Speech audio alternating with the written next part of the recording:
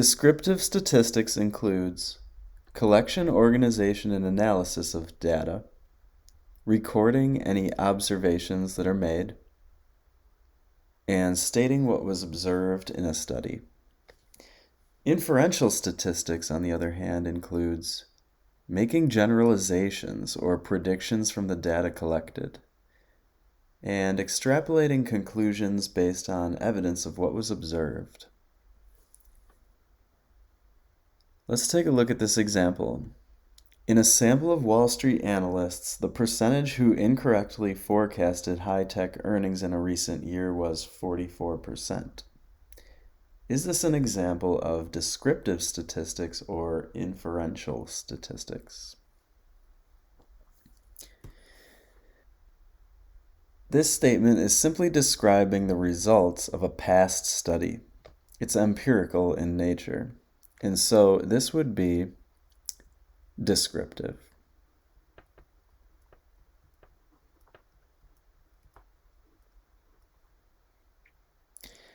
However, what inferences could we draw from this survey?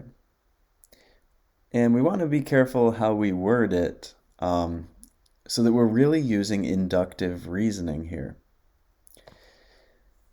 So, in a sample of Wall Street analysts, the percentage who incorrectly forecasted high-tech earnings in a recent year was 44%. So to extrapolate this to a larger population, we could say 44% of all Wall Street analysts incorrectly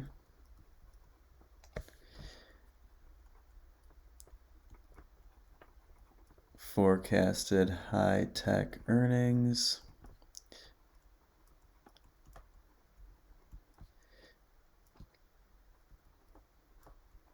in a recent year.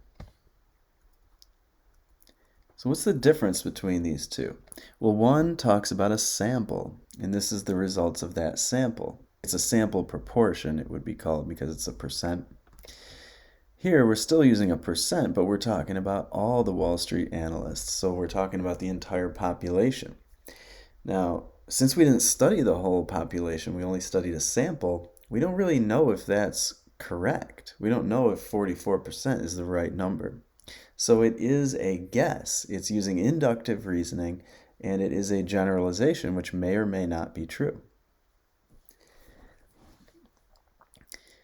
The next one says, a large sample of men age 48 was studied for 18 years. For the unmarried men, approximately 70% were alive at age 65, and for the married men, approximately 90% were alive at age 65. Is this descriptive statistics or inferential statistics? Well, once again, it's describing a sample of men. And so this will be descriptive. It's just describing what was observed in that sample. Now, how can we make an inference to extrapolate it to the rest of the population? I'll give you a moment to try it yourself, and then I'll give my answer.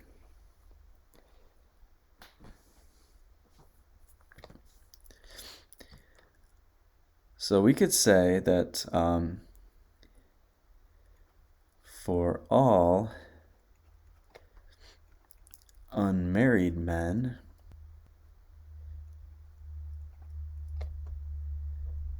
70% of them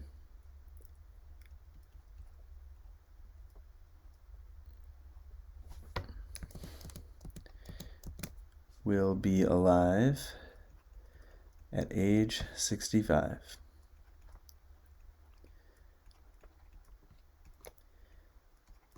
And for all married men, 90% will be alive at age 65.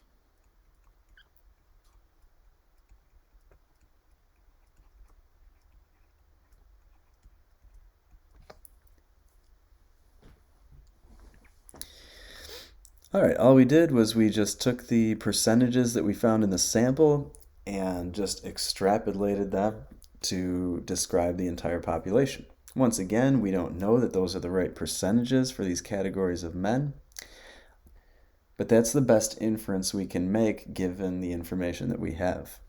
It's common for conclusions from statistics to be written in this way, and for the general public, oftentimes this can lead to misunderstandings. The general public may believe that these inferences are being claimed to be definitely true. But just by the nature of the mathematics here, by the nature of the inductive reasoning, we don't know that they're true. So this can lead to misunderstandings. Now let's talk about erroneous conclusions. Wrongly assuming that association implies causation would be an example of making an erroneous conclusion. Here, a declaration of cause and effect may be made when there's little evidence to make that assumption. So, a person who comes across the above study results might form what erroneous conclusion regarding marriage and lifespan of men? One erroneous conclusion that might be thought of is people might assume that being married causes a longer life.